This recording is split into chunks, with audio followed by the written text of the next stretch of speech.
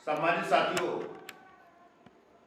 आप सभी लोग भी लाइव पर होंगे और हम लोग आज के जो हालात हैं देश में उस पर कुछ चर्चा हो, बातचीत होनी चाहिए, क्योंकि ये देश में जो हालात बन रहे हैं वो बिना बातचीत के समाधान नहीं होना है। और उसमें चूंकि यह देश सबका है तो हर व्यक्ति की जिम्मेदारी है कि देश में जो प्रॉब्लम्स बढ़ रही हैं, जो समस्याएं बढ़ रही हैं, उनके संबंध में चिंतन और उसको कैसे प्रॉब्लम्स को सॉल्व किया जाएगा, ठीक किया जाएगा, उसमें उसकी कार्रवाई होनी चाहिए, उसमें उसका योगदान होना चाहिए। तो आज पूरे देश में हर व्यक्ति अपने विकास के लिए, अपने सर्वाइवल के लिए काम कर रहा है और वो उसमें चिंतित भी है। तो हर व्यक्ति ये चाहता है कि हमारा अच्छा जीवन हो, हमारा बच्चा ठीक से पढ़े और इस देश की जो शिक्षा व्यवस्था है वो ऐसी हो कि जो सबको समान रूप से हो या बेहतर शिक्षा हो। लेकिन इस देश की लोकतांत्रिक व्यवस्था में हर चीज संभव है। आज इस लोकतांत्रिक व्यवस्था देश में हर व्यक्ति के बराबर की वैल्यू है और चाहे वो राष्ट्रपति हो, चाहे सफाई करने वाला स्वच्छकार समाज हो, तो सबका वोट के माध्यम से जो उसका मूल्य निर्धारित है वो बराबर है, इक्वल है। इसलिए इस देश में हर व्यक्ति की समानता है, व्यक्ति और महिला पुरुष दोनों की समानता है, दोनों की भागीदारी होनी चाहिए। यह देश तभी अच्छा हो सकता है। और इस देश में केवल मुद्दे तो बन रहे हैं। आज सामाजिक परिवर्तन की बात हर व्यक्ति करता है, लेकिन सामाजिक परिवर्तन इस देश में नहीं होना। इस देश में जब आजाद हुआ है भारत, तो उसमें एक नई व्यवस्था दी गई जिसमें तमाम धर्म, समुदाय, जाति, भाषा, क्षेत्रीयता, अलग अलग विभिन्नता होते हुए भी इस देश में सबको बराबरी पर रखा गया है और उसको वोट के माध्यम से इक्वल किया गया है। सबका इस देश की सरकार बनाने में प्रतिनिधित्व है और वो सरकार देश का संचालन करती है। तो लेकिन लोकतंत्र को सरकार बनने तक तो रखते हैं, सरकार बनने के बाद लोकतंत्र को खारिज कर देते हैं, क्योंकि जिस व्यवस्था का व्यक्ति वहां पहुंचता है वो अपनी अपनी व्यवस्था को लागू करने का काम करता है। खास तौर से इस देश में जो मानव विरोधी है, जो व्यवस्था मानव में विभेद पैदा करने वाली है, वो व्यवस्था इस देश में ज्यादा आगे बढ़ रही है, क्योंकि उसमें सीधे सीधे जो इस मानव शोषण करने वाले इकट्ठा हो जाते हैं, जनशक्ति बड़ी बन जाती है और जो मानव की बराबरी वाले हैं वो अलग अलग ग्रुप में बंटकर छोटी शक्ति के रूप में रह जाते हैं, जिसके कारण से उस श्रेष्ठता को या उस जनशक्ति को ना पाकर आज जनशक्ति उन लोगों के खिलाफ के पास है जो इस देश में मानव विरोधी के रूप में कार्य करते हैं, मानव से विभेद रखते हैं, बहन बेटियों के जो बलात्कारियों का साथ देने वाले होते हैं, इस तरह के लोग आगे सरकार चलाते हैं। तो इस देश के हर व्यक्ति की ये सोच बनना चाहिए कि इस देश को हम केवल प्रतिनिधित्व के आधार पर चलाया जा सकता है।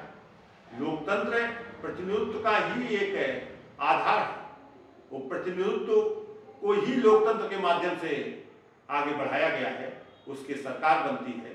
तो लेकिन वो प्रतिनिधित्व को खारिज कर दिया जाता है सरकार बनने के बाद। उसे बाखूबी लोगों को, हर व्यक्ति को समझना होगा कि हम प्रतिनिधित्व को हर स्तर पर लागू करने का काम करें और ये कोई अकेला नहीं लागू कर सकता है कि ये सरकार लागू करेगी, ये लागू करे। आपकी सबकी जिम्मेदारी है, क्योंकि ये देश सबका है और सब लोगों की इक्वलिटी है।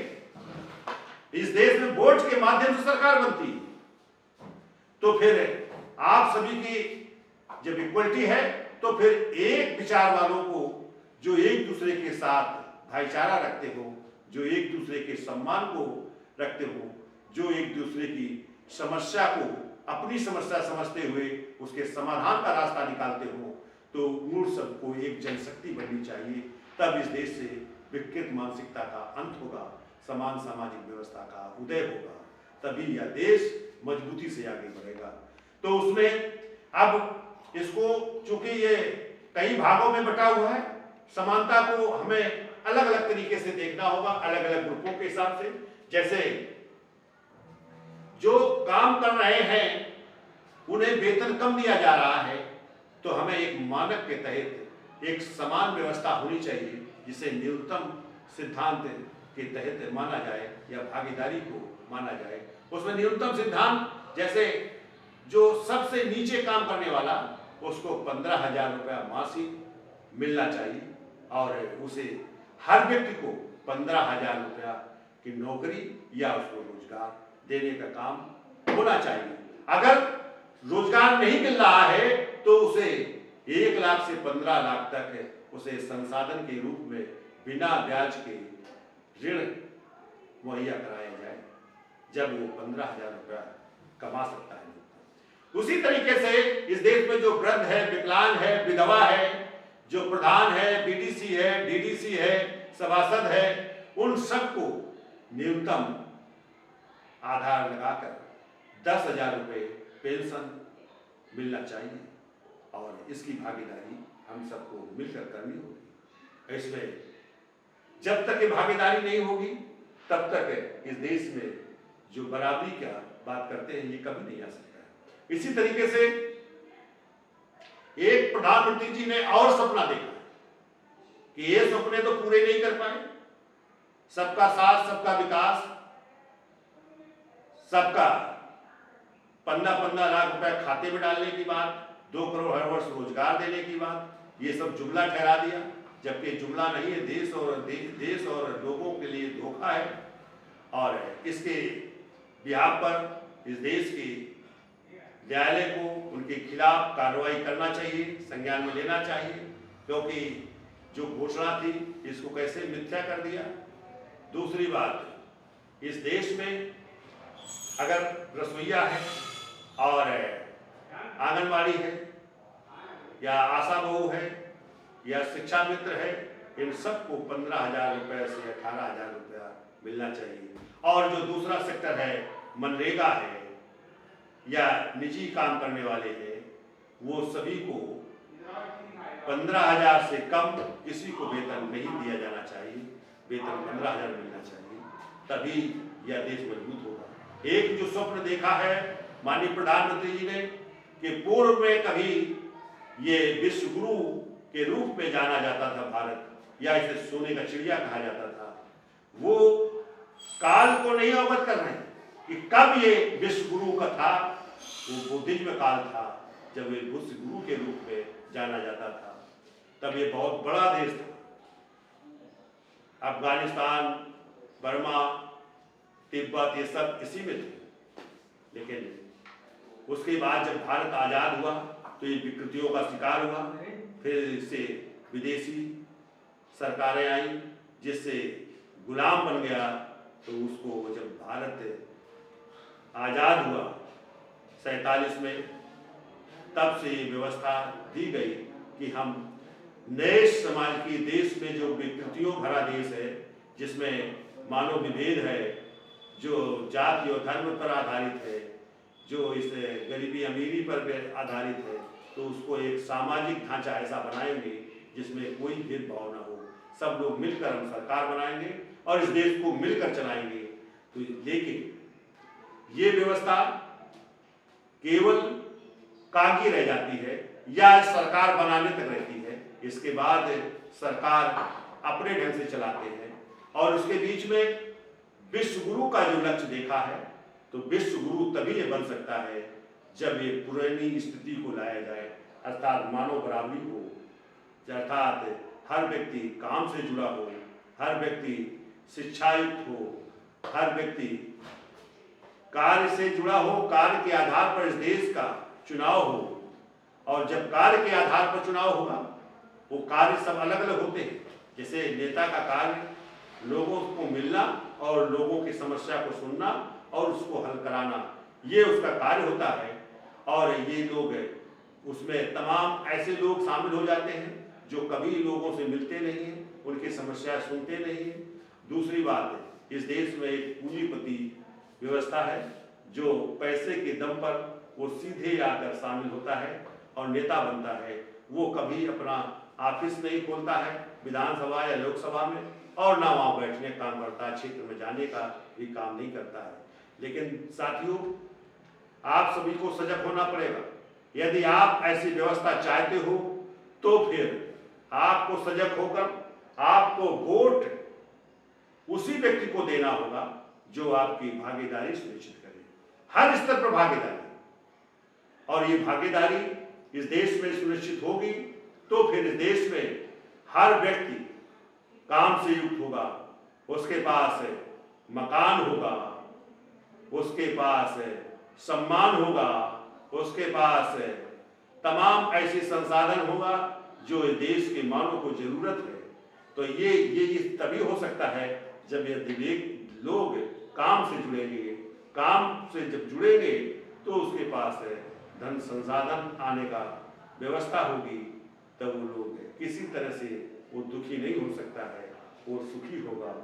यह देश हम सब का है तो हम सबको मिलकर चलाना होगा, तभी यह देश मजबूत भारत बनेगा, तभी यह सबका भारत बनेगा, तभी यह भारत विश्व गुरु के स्तर पर पहुंचेगा। यह विश्व गुरु से कम न था, न है, न आगे रहेगा। ये संकल्प हम सबको लेना होगा। अब जैसे मुस्लिम समाज में जो शिया समुदाय है वो मुहर्रम चल रहा है। मुहर्रम जहाँ जहाँ शिया समाज के लोग हैं वहाँ अधिकतर मुहर्रम है, और इसके बाद और सभी लोग भी मुहर्रम मनाते हैं। मुहर्रम का मतलब मनाने का ये है कि जो अजीज बादशाह थे तो जो अन्याय करते चले जा रहे थे उनके खिलाफ हुसैन साहब खड़े हुए और 72 लोगों की बल हुई, लेकिन उस न्याय पाने की स्थिति से अलग नहीं हटे और अपना आंदोलन को जारी रखा। 72 लोग शहीद हुए। तो आज इसीलिए ये मुहर्रम मनाया जाता है। ये मुहर्रम केवल एक समाज के लिए नहीं है, ये मुहर्रम इस देश के तमाम और समाज है जो उत्पीड़ित समाज है, चाहे दलित हो, चाहे माइनॉरिटीज के लोग हों, चाहे पिछड़े समाज के हों, या जो कमजोर समाज और है, उनके लिए यह मुहर्रम एक सीख देता है कि हम कभी भी हम झुके नहीं, हम अपने न्याय के लिए हम संघर्षरत रहे। तो जब संघर्षरत रहेंगे तो हमेशा अन्याय करने वाला हारेगा और आप जीतेंगे। ये व्यवस्था है, इसलिए ये मुहर्रम याद रखा जाता है कि एक धर्म के लोग नहीं, ये तमाम धर्मों के लोग इसे मान्यता देते हैं। मैं साथियों आपसे अपील करता हूँ कि यह देश आपका है। आप जिस दिन भागीदारी ले लेंगे, जिस दिन अपने अधिकार ले लेंगे, तो उसी दिन से ये आप पर अन्याय अत्याचार खत्म हो जाएगा। कोई अन्याय अत्याचार करने वाला नहीं है, क्योंकि तभी इस देश में जो अव्यवस्था है ये चली जाएगी। व्यवस्था आएगी तो फिर आप सब व्यवस्थित होंगे और आपके अधिकार पूरी तरीके से मिलेंगे और यह देश सबका बनेगा, मजबूत भारत बनेगा। धन्यवाद साथियों। जय भीम, जय भारत। धन्यवाद साथियों।